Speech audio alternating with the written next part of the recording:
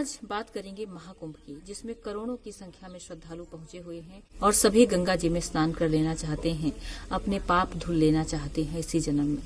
लेकिन जब हम इस तरह के किसी भी धार्मिक आयोजनों के बारे में सुनते हैं तो कई बार हमें ये भी सुनने को मिलता है कि उस आयोजन में भगदड़ मची, बहुत सारे लोग घायल हुए, बहुत सारे लोग मारे गए। तो एक सवाल आता है कि ऐसा क्यों होता है? जब हम भक्ति भावना के साथ ईश्वर के दरबार में जा रहे हैं, अपने पाप मिटाने के लिए जा रहे हैं, तो आखिर वहां ऐसा क्या हो जाता है कि हम लोग इस तरह की घटना का शिकार हो जाते हैं? तो मुझे ऐसा लगता है कि आजकल लोगों के अंदर जो धैर्य था ना, वो कहीं न कहीं खोता जा रहा है। एग्जाम्पल के तौर पर हम इसी कुंभ को लेंगे। जब आपके मन में पवित्रता होती है, शुद्धता होती है, दयालुता होती है, जब आप इस भाव से ईश्वर के दर्शन करने जाते हैं ना, तो जाहिर सी बात है ईश्वर आपको मिलेगा। और हमारे मन में पवित्रता, निर्मलता जैसी कोई भावना नहीं होती। दयालुता की तो आप बात ही छोड़ दीजिए।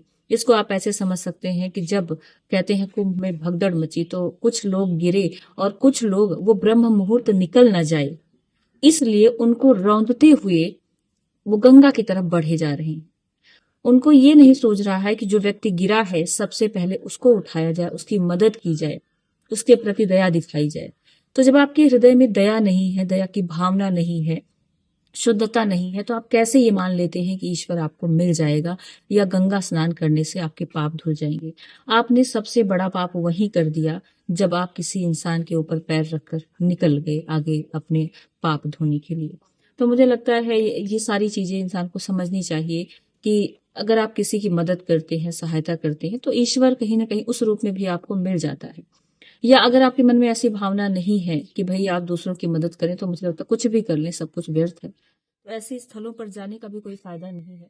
अगर आप जाते हैं तो इस भाव से जाएं कि वहां भक्ति करने जा रहे हैं, ना कि सबसे पहले भक्ति करने जा रहे हैं। अगर जो सबसे बाद में स्नान करेगा ना, भगवान ये नहीं कहते कि भाई मुझे इस दिन आओगे जब भी मैं आपको मिलूंगा। कहते भगवान कण कण में है, हर जगह वो विद्यमान है। हर कोई थोड़ा धैर्य धारण करके सोचेगा तो मुझे लगता है ऐसी घटनाएं कम हो जाएंगी। धैर्य की बात आती है तो भी कुछ समय पहले एक न्यूज चली थी जिसमें ये दिखाया गया, महाराष्ट्र की घटना थी कि ट्रेन चल रही है, ट्रेन में किसी ने अफवाह उड़ा दी कि आग लग गई है डिब्बे के अंदर। जैसे ही अफवाह की बात सुनी, लोगों ने चेन खींच लिया और जैसे ही ट्रेन रुकी, वो फटाफट से गेट खोलकर कूदने लगे। वो पटरी पर कूदे, उधर से दूसरी ट्रेन आ रही थी और उसके नीचे दब गए, यानी हादसे का शिकार हो गए, बहुत सारे लोग मारे गए। तो ऐसी घटनाएं घटित होती हैं क्योंकि हमारे अंदर धैर्य नहीं है, पेशेंस नहीं है। तो मुझे लगता है इस घटनाओं से बचा जा सकता है। थोड़ा सा धैर्य धारण करें और मन में पवित्रता, शुद्धता धारण करें, तो ईश्वर भी मिल जाएंगे और हम ऐसी स्थिति से बच भी जाएंगे। बाकी आप इस पर क्या प्रतिक्रिया है, आप लोग बता सकते हैं।